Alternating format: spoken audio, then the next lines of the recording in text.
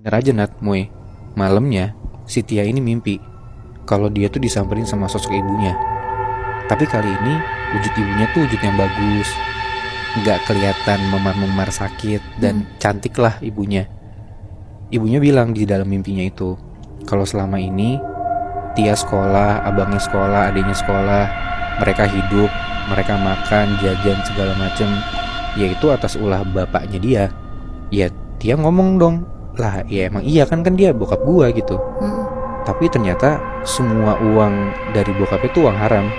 Bahkan ibunya ini meninggal gara-gara ditumbalin sama bapaknya sendiri. Oh gitu. Bapaknya pesugihan? Iya, jadi suaminya si ibu ini, ya si bokapnya Tia itu numbalin nyokapnya Tia biar apa yang udah didapetin sama bokapnya ini tetap lancar dan mereka tetap kaya gitu loh. Tia kaget banget ngedenger hal kayak gitu dari mimpinya dia gitu loh. Ya nggak percaya dong si Tia ini, masa bapak gue tega sih numbalin istrinya sendiri gitu. Akhirnya paginya itu ditelepon lah bokapnya ini. Tia konfront ke bokapnya langsung, bener nggak kalau emang ternyata nyokapnya tuh ditumbalin sama bapaknya sendiri gitu loh. Dan Tia tuh nelpon kayak gitu agak keras ngomongnya.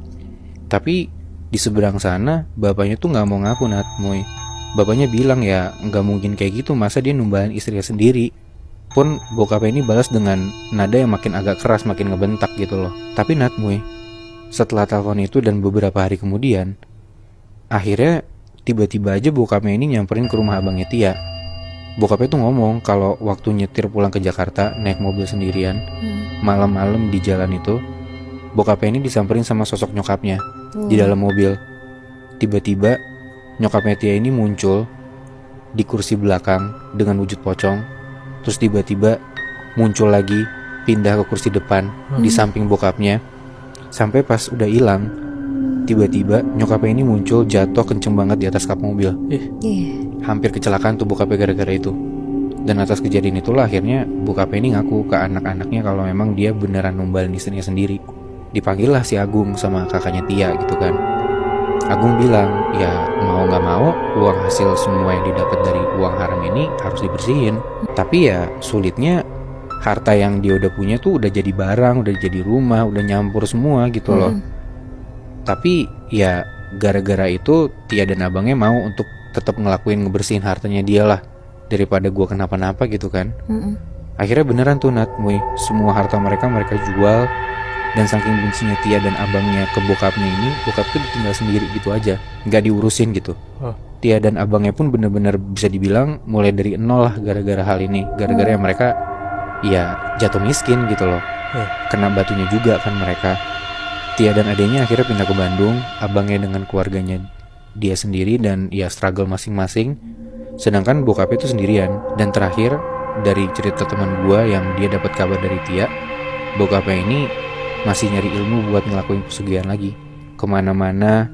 Sampai akhirnya sekitar 2 tahunan lalu bokapnya ini meninggal dengan penyakit yang sama kayak nyokapnya dulu, yang memar-memar biru badannya gitu banyak.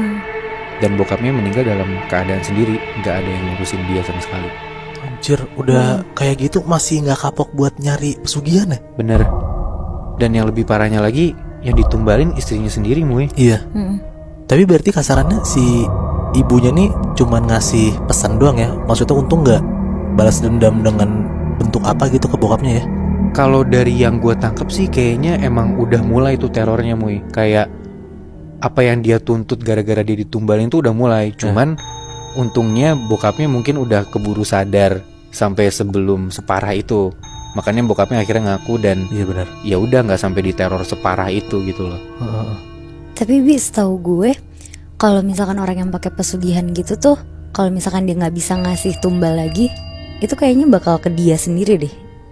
Kemungkinan gitu ya. Setahu gue juga either lu numbalin diri lu sendiri atau bahkan keluarga, salah satu keluarga lu.